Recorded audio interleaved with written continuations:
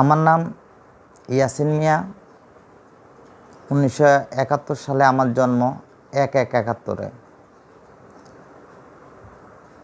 1971 সালে স্বাধীনতা যুদ্ধে আমার বাবা অংশগ্রহণ করেন। তিনি 1971 সালে আনসার বাহিনীর একজন নিয়মিত সদস্য ছিলেন। 27শে মার্চে উনি ফেনী খাজা আহমেদ সাহেবের নেতৃত্বে মুক্তিযুদ্ধে অংশগ্রহণ করেন। মুক্তিযুদ্ধে অংশগ্রহণ করেন আমার আব্বা আহসানুল্লাহ। তিনি মুক্তিযুদ্ধে অংশগ্রহণ করেন ফেনী মহকুমা প্রত্যন্ত গ্রাম অঞ্চলে। ওই এলাকাতে উনি প্রায়, আমি তখন প্রায় আমার বয়স হলো 1/1/71-এ আমার জন্ম। 16/9/1971-এই আমার আব্বাকে মেরে ফেলে। উনি ফেনী মহকুমা এলাকায় ওখানে যুদ্ধে অংশগ্রহণ করে আমার বাড়ির থেকে অল্প 4 থেকে 5 কিলোমিটার দূরে আমাদের একটা সিন্দুরপুর এলাকা আছে, ওখানে মুক্তিবাহিনীর একটা ক্যাম্প ছিল। তো উনি যেহেতু মুক্তিযুদ্ধে অংশগ্রহণ করছে, আমাদের পরিবার ওনাকে আর পাচ্ছে না। তখন তো কোনো মোবাইলের যুগ ছিল না। হঠাৎ একদিন উনি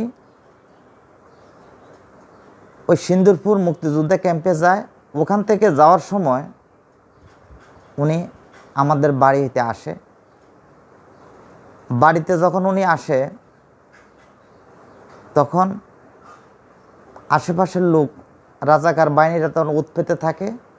ওনারা বুঝতে পারে যে মুক্তিযুদ্ধে আহসানুল্লাহ আজকে বাড়িতে আসছে।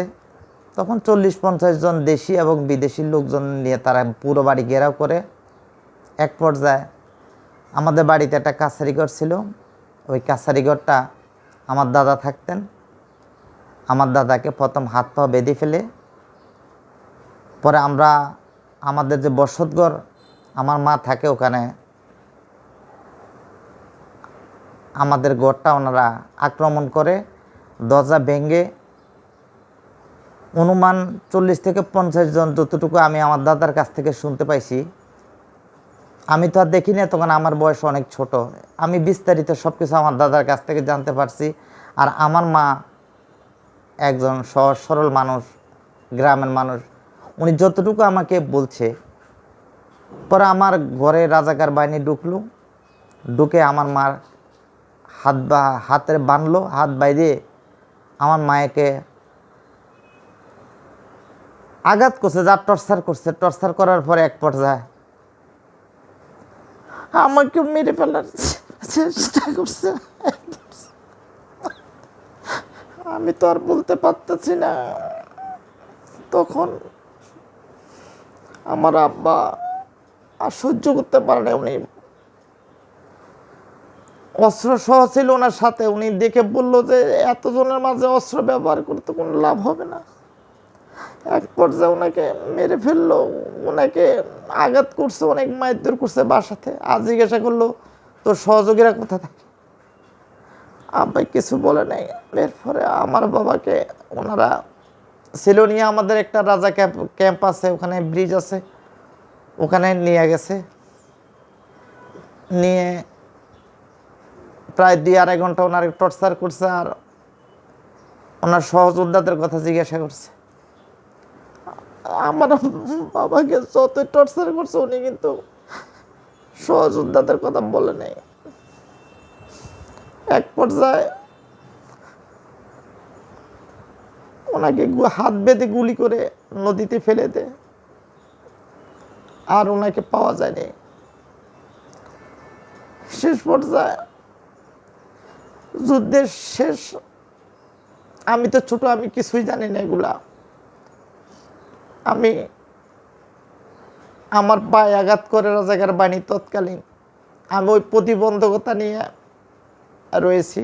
আমার মা বিগত 54 বছর আমাকে নিয়ে অবস্থান করতেছে। আমার মা দ্বিতীয় সংসার করে নাই। এই 54 বছর আমার মা আমাকে নিয়ে আসে। আমরা দীর্ঘদিন ধরে আমরা অবস্থা আমাদের জীবনযাপন। আমার মা তো আমাকে নিয়ে আসে, আমার দাদাও মারা গেছে। আমরা এরপর থেকে ওই অবস্থার মধ্যে আমরা রয়েছি আমাদের বাড়িতে নিজের। আমি লেখাপড়া করছি, লেখাপড়া করে আমার পারিবারিক এমন একটা সচ্ছল ছিল না। আমি যতটুকু জানতে পারছি আমার দাদার কাছ থেকে, 72 সালে বঙ্গবন্ধু 1000 টাকা একটা চেক দিয়েছিলেন, আর আমাদের ঘরের জন্য কিছু টিন, পানির কল এগুলি দিয়েছিলেন। আর তৎকালীন আমাদের রিলিফের প্রতিনিয়ত আমাদের খরচ দিয়ে যাইতেন, বা আমাদের ওই যে রেশন এগুলো আমাদেরকে দিয়ে যাইতেন। পরবর্তীতে আমার দাদা মারা গেলেন। মারা যাওয়ার পরে আমাদেরকে মারা যাওয়ার আগে উনি বিস্তারিত সব কিছু বলে গেছে যে কোথায় কে কে মারছে। পরে এগুলা আমাদের তৎকালীন আমাদের পরিবারে এমন কেউ ছিল না যে যারা এটা নিয়ে প্রতিবাদ করবে বা কিছু করবে বা বিভিন্ন কর্মকর্তাদের সাথে যোগাযোগ করবে। আমাদের পরিবারে এমন কেউ ছিল না, শুধু আমার দাদাই ছিল, আর আমাদের এমন কেউ ছিল না। আমার চাচা একজন ছিল, উনি ছোট ছিল, উনি কিন্তু এমন বেশি কিছু বুঝতেন না, মানে স্বাভাবিক জীবন যাপন করতেন। আমাদের তো ফেনী প্রত্যন্ত অঞ্চলে আমাদের বাড়ি। তো এই অবস্থার মধ্যে আমাদের জীবন চলছে আর কি। গেজেটের ব্যাপারে 2016 সালে গেজেটের জন্য আমরা আবেদন করি। আমাদের যেহেতু আমার বাবার শহীদ, আমাদের বাড়ির সামনে সাইনবোর্ড দেওয়া আছে। প্রায় 40 বছর আমাদের বাড়ির সামনে সাইনবোর্ড দেওয়া এভাবে চলতে আছে, দেখতেছে হাজার হাজার লোক আমাদের বাড়ির এদিক দিয়ে যাতায়াত করতেছে। যাচাই বাছাই যখন শুরু হলো, তখন আমাদের মুক্তিযোদ্ধা কমান্ডার, আমাদের মেম্বার, আমাদের এলাকার চেয়ারম্যান, উপজেলা নির্বাহী অফিসার সবাই যাচাই বাছাই করে দাগনমিয়া থেকে আমাদের যাবতীয় কাগজপত্র জামুগাতে পাঠায়। জামুগাতে পাঠানো হলে আমার মা জামুগাতে আসে, শুনানির তারিখে শুনানি হয়। শুনানি হওয়ার পরে আমাদেরকে আশ্বস্ত করে এবং আমাদেরকে বলে আপনারা পরবর্তীতে আপনারা যোগাযোগ করেন। তো জামুগা যে কমিটি আমাদের শুনানি করেন, ওনারা করছে, আমরা বিস্তারিত বলছি। আর আমাদের কাগজপত্র তো আমাদের এলাকা থেকে সব কিছু অটোমেটিক আসছেই। আর আমাদের এলাকার তো আমাদের বাড়ির লোক, আমাদের আশেপাশের লোক, আমাদের গ্রামের লোক, আবার আমার আব্বার সহযোগী 3 মুক্তিযোদ্ধা ছিল। 3 মুক্তিযোদ্ধার মধ্যে ওনারা আবার প্রত্যয়ন দেন। আর মুক্তিযোদ্ধার কমান্ডার উনি তো চিনে নেই, আর মেম্বার তো চিনেন, চেয়ারম্যান তো চিনে নেই, আর উপজেলা নির্বাহী অফিসার তো শুনতে পাইছেন। আর যেটা আমাদের বাড়ির সামনে একটা সাইনবোর্ড আছে, যেটা লাখ লাখ লোক ওই দিক দিয়ে যাতায়াত করে, সবাই জানে যেটা শহীদ আহসানুল্লাহর বাড়ি। 1971 সালে এটা শহীদ। এবার বিভিন্ন পেপার পত্রিকা বা বিভিন্ন লোকজন জানতে পারে। এখানে তো অগোচরের আড়ালের আমাদের কিছু নেই।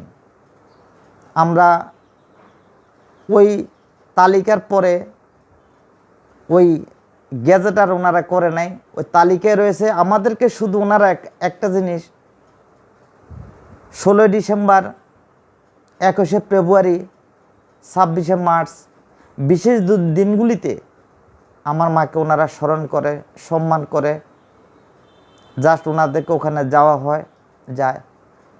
বাট আমরা সরকারি থেকে গেজেটভুক্ত হইতে পারি নাই, বা গেজেট আমাদের করে নাই। কিন্তু কেন করে নাই, কী জন্য করে নাই সেটা আমরা জানি না। যে আমরা আসলে হয়তো এরকমও হইতে পারে, আমি মনে করি যেটা, আমরা পলিটিক্যাল কোনো চেনামুখ না, পলিটিক্যাল কোনো চেনামুখ না, বড় মাপের কোনো লোকজন না আমরা, বা আমরা অন্য কারো সহানুভূতি হইনি, বা কারো কাছ থেকে সহানুভূতি আশাও করি নাই। আমাদের কথা হলো আমার আব্বা স্বাধীনতা যুদ্ধে শহীদ, যা লাখো লাখো লোক জানেন, আমার এলাকার লোক জানেন, আমার উপজেলা থানা কমিটির লোক জানেন, আমার মুক্তিযোদ্ধা কমান্ডার জানেন, বাবার সহযোগীরা জানেন। কিন্তু আমি তো আজকাল এটা দেখতে পাচ্তেছি একটা জিনিস, বর্তমানে তৎকালীন যারা গ্যাজেটভুক্ত হয়েছে, যাদের কোনো নাম নেই ঠিকানা নেই, যাদের কোনো নাম নেই ঠিকানা নেই, তারা গ্যাজেটভুক্ত হয়েছে। অথচ আমার বাবা স্বাধীনতা যুদ্ধে শহীদ, কিন্তু ওনাটা গ্যাজেটভুক্ত করা হয়নি। কিন্তু কেন করা হয়নি সেটা আমি মাননীয় প্রধানমন্ত্রীর দৃষ্টি আকর্ষণ করছি। আমি যেন এই বিষয়টা জানতে পারি, আমরা যেন জানতে পারি, জাতি যেন জানতে পারে যে আমার বাবা শহীদ, আমি শহীদের একটা সন্তান, এখনও বেঁচে আছি, আমার মা এখনও আছে। স্বাধীনতার 54 বছর চলছে, আজও আমার মা দ্বিতীয় সংসার করে নেই। ইতিহাস, এই দেশের ইতিহাসটা আপনারা কাকে নিয়ে লেখেন? কাকে নিয়ে ইতিহাস লেখেন? ইতিহাস তো আমরা, আমার মা হলো ইতিহাস, যিনি স্বাধীনতার সময় ওনার স্বামীকে হারিয়ে আমার মা বিগত 54 বছর একাকিত্ব জীবনযাপন করতেছে একটি সন্তানকে নিয়ে। তাহলে আমরাই তো ইতিহাস এই দেশের ইতিহাসবিদ যারা আছেন, বিজ্ঞ ব্যক্তি যারা আছেন, ওনারা তো আমাদেরকে সেইভাবে কোনো মূল্যায়ন করতেছেন না, আমরা দেখতে পাচ্তেছি না।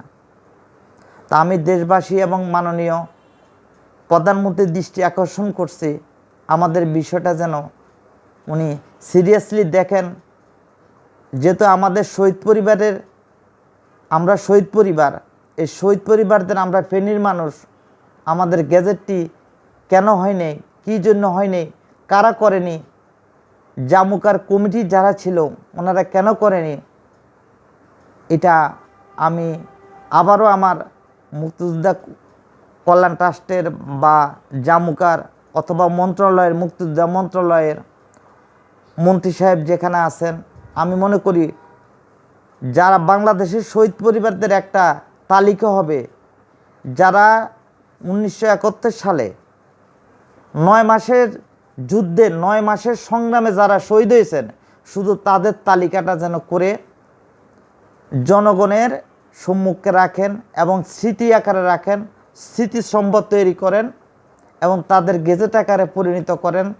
এ অসহায় দরিদ্র গ্রাম অঞ্চলে, প্রত্যন্ত বাংলাদেশের গ্রাম অঞ্চলে এরকম অবহেলিত, আমি মনে করি আমাদের পরিবারের মতো অনেকে আছেন, প্রত্যেকের বিষয়টা যেন সরকারের দৃষ্টিগোচর হয়।